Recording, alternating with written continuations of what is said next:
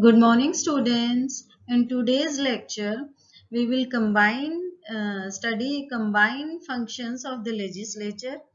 As you know, in the legislature, we consider three main organs: President, Lok Sabha, and Rajya Sabha.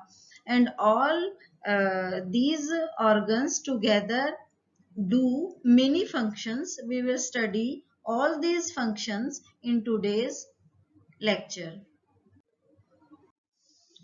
Parliament do many functions, and the first main function of the parliament is making law. The parliament is competent to make laws on matters in the union list and the concurrent list.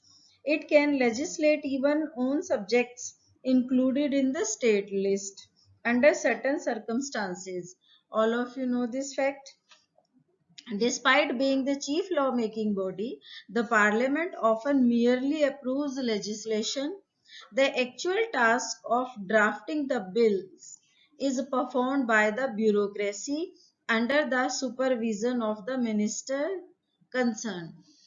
Chief lawmaking body is of course parliament, and parliament also before make the law, that drafts the bill, that prepares the bill, that prepares the different clauses of the bills that would be a law in the future. Second function of the parliament is control of executive and ensuring its accountability. Perhaps the most vital function of the parliament is to ensure that the executive does not overstep its authority and remains responsible to the people who have elected them.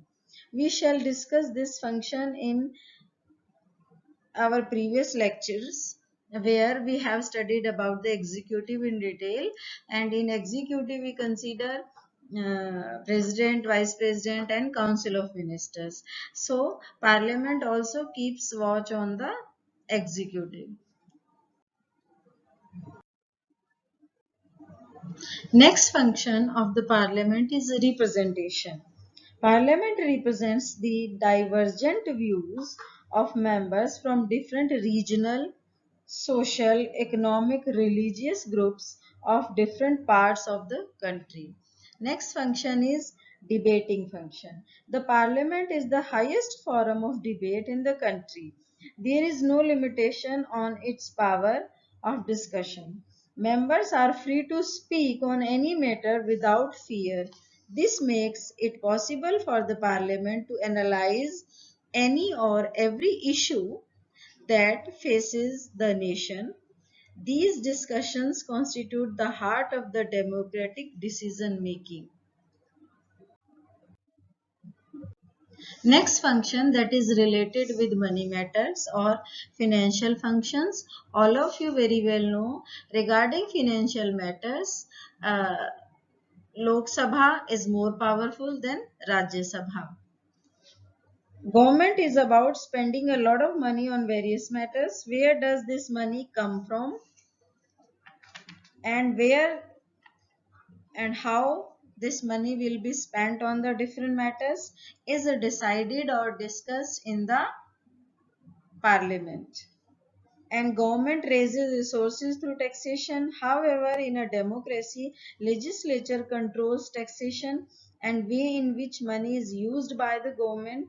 If the government of India proposes to introduce any new tax that is discussed in the parliament, it also has to get the approval of the Lok Sabha. The financial powers of parliament involves a grant of resources in the government to implement its programs, like different type of policies which you are familiar many of. The government has to give an account to the legislature about the money it has spent and resources that it wishes to raise. The legislature also ensures that the government does not misspend or overspend.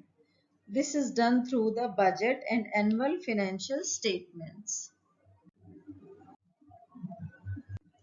Next work done by Parliament is constituent function.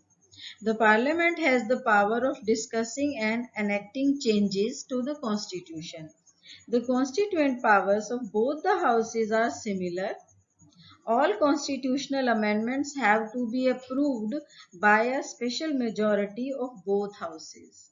Next function is electoral function. The parliament is also perform some electoral functions. It elects the president and vice president of India. Next function is judicial function.